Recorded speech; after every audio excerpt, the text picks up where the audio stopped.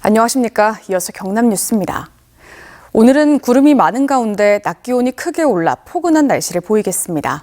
한낮 기온은 14도에서 19도 분포를 보이며 평년보다 최대 5도가량 높겠습니다. 오늘 밤부터 중국발 황사와 미세먼지가 한반도 전역에 영향을 미칠 것으로 보여 외출 시 각별한 주의가 필요합니다. 12.3 내란 사태 100일 기획, 오늘은 경제 분야입니다. 12.3 내란이 골목 상권 등 우리 경제에 어떤 영향을 미치고 있는지 이상훈 기자가 전해드립니다. 창원에 한 음식점, 자연산회의 생선찌개, 멸치쌈밥으로 유명한 이 음식점은 기관 단체뿐 아니라 관광객들도 많이 찾는 명소입니다. 평일도 예약이 많아 달력에는 예약 내역이 빼곡했지만 지난 연말부터는 예약 없는 날이 하나둘 생기기 시작했습니다. 그럼 예전에는 다 다른 날도 꽉 차 있었거든요. 지금은 이렇게 중간에 좀 비어 있는 날이 있네요. 예전엔 다 찼지 이거. 적을 데가 없어서 이제 포기도 할 수 있어요. 특히 12.3 비상계엄 때부터는 연말 연시 모임이 크게 줄었고 3월이 돼도 상황은 크게 달라지지 않아 최근엔 마치는 시간을 1시간 당겼습니다. 버블이고 그 자주 식사하고 오거든요. 그 코로나 때랑 이 지금이랑 비교하면 그럴 때는 낫다.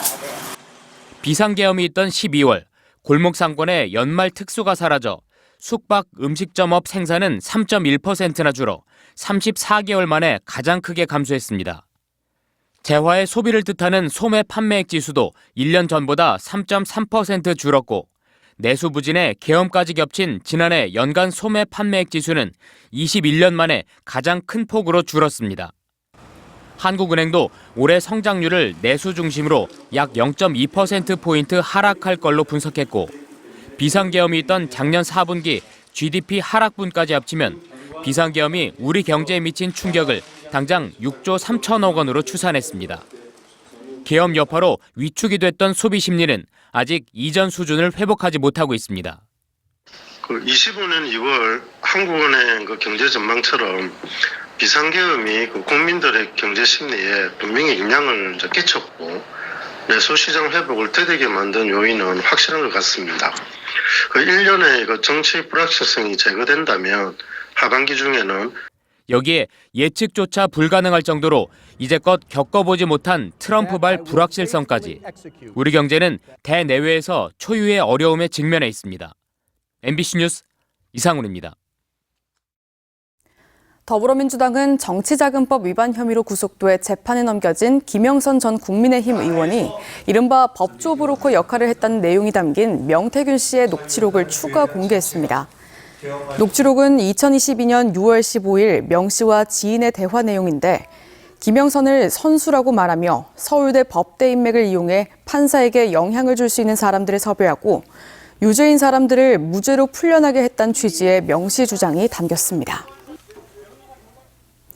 시민단체 촛불승리 전환행동이 국민의힘 서천호 국회의원을 내란 선동 혐의로 경찰청 국가수사본부에 고발했습니다. 촛불행동은 윤석열 탄핵심판 선고를 앞두고 내란 세력들의 헌법재판소 협박과 폭동사주, 선동이 심각한 수준으로 치닫고 있다며 서 의원을 비롯해 김용현 전 국방장관과 전광훈 사랑제일교회 목사 등을 고발했습니다. 이에 앞서 지난 4일에는 사법정의 바로 세우기 시민행동이 서 의원을 내란 선동 혐의로 경찰에 고발했습니다.